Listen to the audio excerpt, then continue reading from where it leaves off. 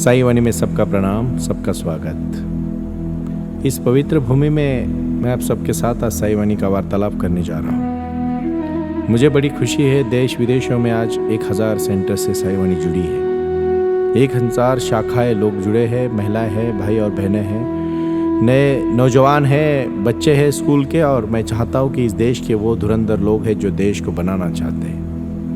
मुझे बहुत सारे मित्र आते हैं, जुड़ते हैं और कहते हैं सुनील जी आपके साई वाणी का मकसद क्या है। मैं इतना ही कहना चाहता हूँ कि मेरी ज़िंदगी का एक ही मकसद है कि मैं साई वाणी के माध्यम से साई के विचार आपके तक पहुँचाऊँ और अपने जीवन में कुछ ना कुछ क्रांति लाने का मैं प्रयास करूँ। मैं कोई हक नहीं जताता आपके ऊपर, बट इतना ज़रूर कहना चाहता हूँ भाइयों कि जो भी मैंने पाया है अंतर आत्मा से, अंतर ध्यान से, अंतर शक्ति से, अंतर भावना से, अंतर विचार से और साई के मुझे दृष्टांत से जो बात आपके सामने रखी है वो बात बहुत महत्वपूर्ण है।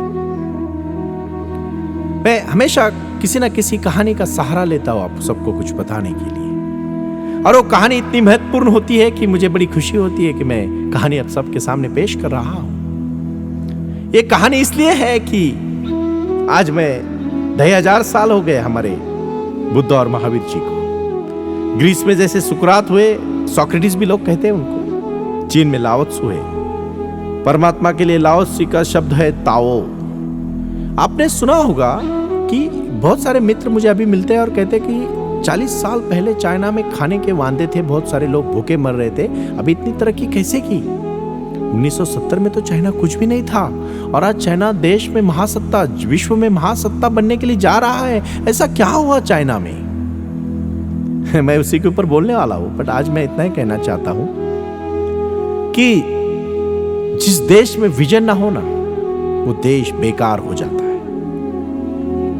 ताओ का मतलब है, परमात्मा का शब्द है किसी व्यक्ति का भाव। जैसे आकाश में कोई बैठा हो, ताओ का अर्थ वैसा ही है कि पूरा जीवन चलायमान हो।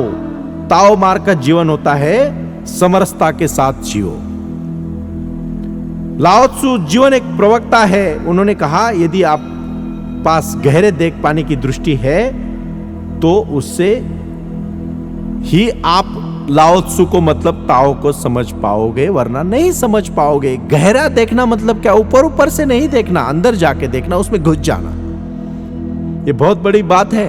एक बहुत बड़ा धनी उनके पास आया और लाओ त्सु को कहा आप जहां अपने शिष्यों को ज्ञान देते हो वहां मैं एक भवन बनाना चाहता हूं। 10,000 मुद्राएं वो लेके आया सोने की और उनको दिया। जैसे नॉर्मल इंसान जैसे देता है, आम आदमी देता है, वैसे लाओ त्सु ने वो ले लिया और रख दिए। तो उन्होंने कुछ भी नहीं बोला, अपना कार्य करते रहे। तो वो आदमी को बुरा लगा, उन्होंने कहा आप एक धन्यवाद नहीं कह सकते। तो लाओ त्सु ने उसकी तरफ देखा और बोला ये वापस लेके जाओ, मुझे नहीं चाहिए तेरी ये। तू मेरे साथ सौदा करने आया, तू कुछ देने नहीं आया। अगर तू देने आता तो ये धन्यवाद की अपेक्षा ना करता। मैं क्यों ऐसा बोल रहा हूं बार बार, ये मेरे आजकल की कहानियों में मैं ये भाव क्यों बताना चाहता हूं कि लोग जाते हैं मंदिरों में और कुछ दान करके अपेक्षा करते कि हमें क्या मिलेगा। अरे हमें कुछ नहीं मिलेगा बाबा, उसके लिए क्या दोगे जो भगवान ने सब धरती बनाई। हाँ, अपने खुद को सुकून चाहते हो, समर्पण की भावना चाहते हो, खुशियां चाहते हो, घर बच्चों में, अपने परिवार में खुशियां चाहते हो, तो देने की भाव रखो। ज्ञान का भी वैसे है, समर्पण का भी है। मैं तो हमेशा कहता हूं जो नृत्यकार नृत्य करता है और अपने नृत्य से सामने वाले को जो संबोधित करता है, प्रमोद एकदम उनको एक उल्लास देता है ना, वो उनका देना है। कोई गायक जब गाता है तो सामने वाला सुनता है, उससे मोहित होता है, वो देना है। कोई फार्मर जब किसानी में मेहनत करके फल और फूल उगाता है और बांट देता है ना, मतलब बेचता भी हो, तो वो उसका देना है।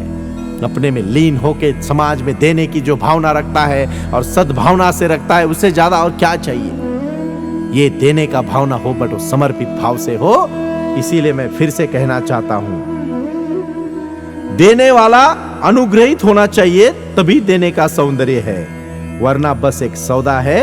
अनुग्रह की अपेक्षा में रहोगे तो वो मूल्यवान है और देने का अर्थ भी है, बांटने से बढ़ जाता है। इसीलिए कहते हैं कि धन्यवाद की अपेक्षा भी ना करे, ऐसा करो कि तुम तभी अनुकूलता के साथ, ताओ के नियमों के साथ जियोगे।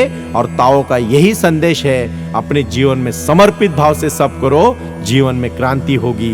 यही आज संदेश है साई का कि अपने भाव से जियो, अपने में जो अंदर है वो देने का कार्य करो, प्रयास करो। ओम साई राम, ओम साई राम, ओम साई राम।